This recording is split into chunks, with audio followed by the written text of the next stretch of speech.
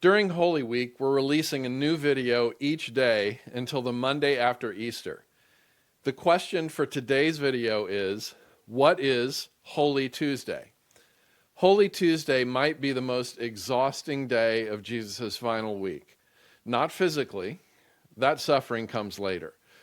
But from morning until evening, he faces an unrelenting barrage of questions. Religious leaders take turns approaching him, Pharisees, Sadducees, legal experts, each with a challenge crafted to sound sincere, but function as a trap. They're hunting for contradictions, waiting for a political misstep or theological error they can use against him. Nobody's asking in good faith. They want him eliminated, and they're looking for ammunition. Jesus engages anyway. He doesn't walk away. He doesn't treat their questions with the contempt they deserve. He doesn't mirror their hostility or match their aggression. He answers with clarity and with a settled confidence that never tips into arrogance. The traps are clever. Should we pay taxes to Caesar? Say yes, and he alienates the crowd who despise Roman occupation. Say no, and he's advocating rebellion, handing Rome grounds for arrest. Jesus asks for a coin, observes Caesar's image on it, and responds simply, give to Caesar what belongs to Caesar, and to God what belongs to God. He refuses the bait, reframes the question, and walks through the trap completely unscathed. The Sadducees arrive with an absurd hypothetical about a woman married 7 times, trying to make resurrection sound ridiculous. Jesus doesn't mock the scenario. He cuts through it and explains what they've misunderstood about divine power and eternal life. A teacher of the law interrogates him about the greatest commandment. Jesus answers directly, love God, love your neighbor. Then turns the question back on them in a way they can't answer, exposing the limits of their understanding without humiliating them in the process. This goes on all day. And through all of it, Jesus never loses composure. He never grows defensive. He never needs to prove he's the sharpest mind in the room, even though he clearly is. He responds with truth, but he never uses the truth as a weapon. The way Jesus carries himself on Holy Tuesday reveals something about how he operates under sustained pressure.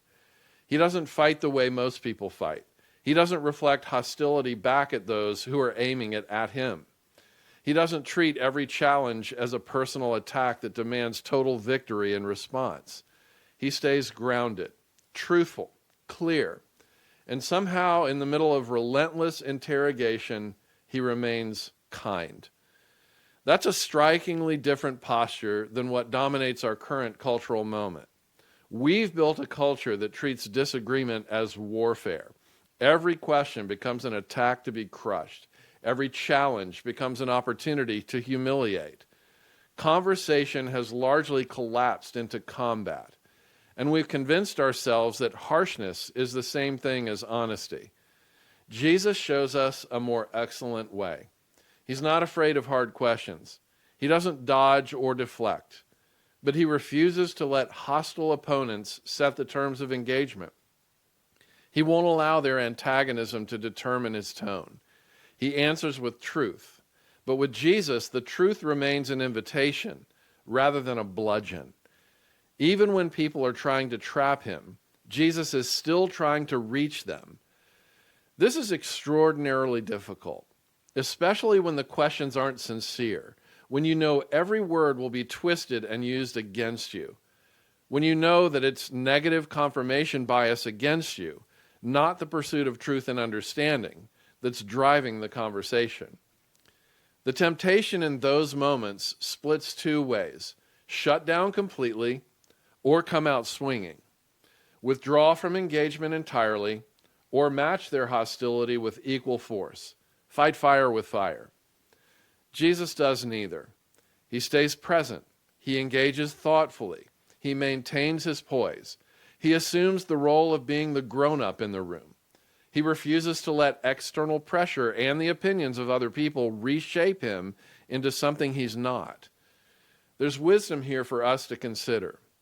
The goal isn't winning arguments. It's remaining faithful to what's true, good, and beautiful, regardless of how or by whom it's received. Speaking clearly without needing to control the response. Resisting the pull toward defensiveness or cruelty, even when both feel justified. This doesn't mean Jesus is soft or weak. He isn't. When directness is needed, he's direct. When confrontation is required, he confronts. But he never mistakes harshness for courage or cruelty for conviction. He understands the difference between standing firm and needing to dominate, between speaking the truth and needing to destroy whoever challenges you. That distinction is increasingly important. We're living in a moment that mistakes outrage for righteousness. The loudest voice is often assumed to be the truest voice. We've learned to perform conviction by tearing others down rather than standing steady in what we actually believe. Holy Tuesday asks us point blank, what if that's not necessary? What if truthfulness doesn't require harshness? What if engaging hostile opponents doesn't mean becoming like them?